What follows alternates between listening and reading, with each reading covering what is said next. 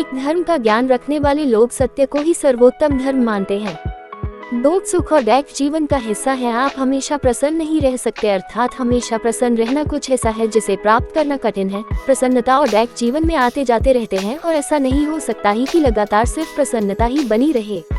3 श्री राम जो कहते हैं वो करते हैं, अर्थात श्री राम अपने वचन के पक्के अटल वचन हैं। वचन देने के बाद वो पीछे मुड़कर नहीं देखते। 4 जो व्यक्ति डरपोक और कमजोर होते हैं, केवल वही चीजों को भाग्य पर छोड़ देते हैं। इसके विपरीत जो व्यक्ति मजबूत और आत्मविश्वास रखने वाले होते हैं, वो कभी भी भाग्य पर नहीं टिकते हैं। 5 जिस प्रकार एक वीणा अपने तार के बिना अधूरी है, एक रथ अपने पहियों के बिना अधूरा है, इसी प्रकार एक महिला 100 बेटे होने के बावजूद अपने पति के बिना अधूरी है, अर्थात कभी भी खुश नहीं रह सकती। 6 दैक हमारा सबसे बड़ा दुश्मन है। एक दैक साहस को नष्ट कर देता है, दैक शिक्षा को नष्ट कर देता है, दैक हर चीज को नष्ट कर देता है। दैक से बड़ा कोई दुश्मन नहीं। 7 श्री राम एक आज्ञाकारी पुत्र थे।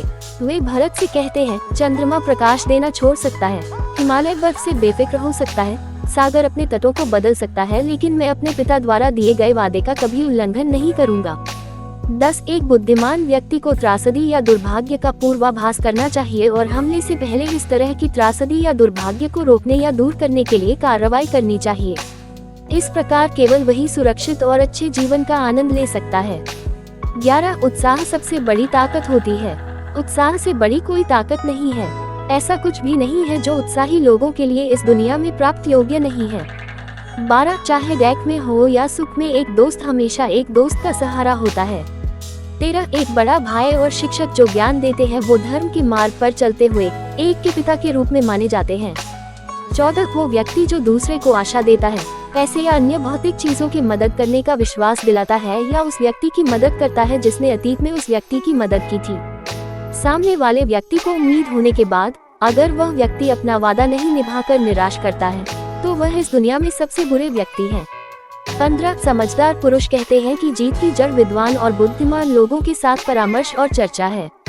16 बादलों की गड़गड़ाहट, जिसने अपना सारा पानी खर्च कर दिया है वह किसी भी बारिश का उत्पादन नहीं करता है, लेकिन वास्तव में बहादुर व्यर्थ में गर्जना नहीं करते हैं, वे कार्रवाई में भी अपनी वीरता दिखाते हैं। 17 धर्म को जानने वाले कहते हैं कि सत्य ही सर्वोच्च धर्म है। 18 गलती करना मानव का स्वभाव है, ऐसा कोई भी नहीं है जिसने कभी कोई गलती ना की हो। 19 उदास, निराश या हतोत्साहित न होना हर तरह की समृद्धि और खुशी का आधार है।